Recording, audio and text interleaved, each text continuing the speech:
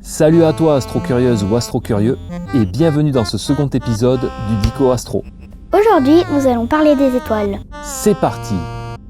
Étoiles, nom féminin, astre qui brille d'une lumière propre, due aux réactions thermonucléaires dont il est le siège. La grande majorité des points qui éclairent le ciel sont des étoiles.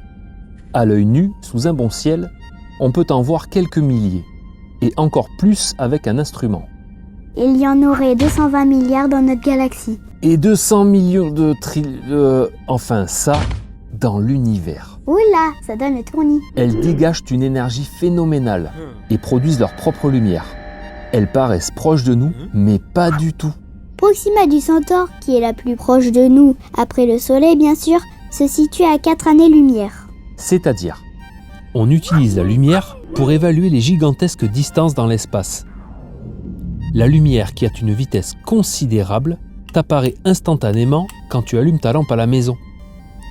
Eh bien, Proxima est si loin que sa lumière met 4 ans à faire la distance entre elle et tes petits yeux sur Terre. Une étoile est une boule de... Allez, je suis sûr que t'allais le dire.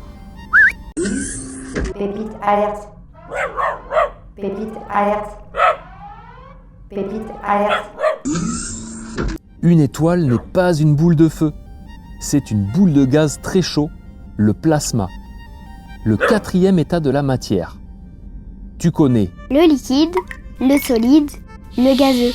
Eh bien, le plasma est tellement chaud qu'il a des effets sur des toutes petites particules de la matière. Étant dans les périodes de fête, laisse-moi te raconter l'histoire de l'étoile, tel un conte de Noël. Ho ho. Au commencement, l'étoile n'existe pas. Nous nous trouvons dans un nuage interstellaire de gaz et de poussière.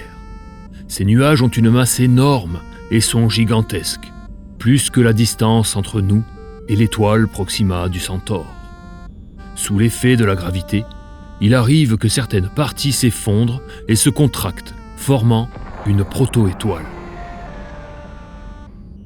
Celle-ci va se contracter et va chauffer, mais pas qu'un peu, jusqu'à atteindre une petite dizaine de millions de degrés environ. Je te rappelle que 100 degrés, ça suffit à faire bouillir de l'eau. À ce moment-là, le cœur de notre jeune étoile va fusionner l'hydrogène en hélium. Je te laisse aller voir ce que c'est dans ton dico. Je te mettrai aussi une liste de mots à aller voir dans la description de la vidéo. Cette réaction va créer une force qui va s'opposer à la gravité et qui va stabiliser l'étoile. Elle est en équilibre hydrostatique. C'est sa séquence principale. Ensuite, elle va gentiment consommer son hydrogène. Une fois fait, la réaction étant moins forte, la gravité prendra le dessus. Le cœur va s'effondrer lentement, repoussant les couches externes de notre étoile. Elle passera au stade de géante ou hypergéante. Et puis viendra sa fin. Elle s'effondrera sur elle-même, finissant en supernova ou hypernova, étoile à neutrons, pulsar, naine blanche, trou noir. Papa, c'est un conte de Noël, un peu de joie. Oui. Il y a différents types d'étoiles. Rien qu'en regardant le ciel, tu verras que certaines brillent plus que d'autres et que la plupart apparaissent bleu-blanc, mais qu'il y en a aussi des oranges. Ejnar Hertzsprung, pardon pour lui, et Henry Norris Russell ont créé un diagramme pour les classer. On y voit à gauche les bleus plus chaudes et à droite les rouges plus froides.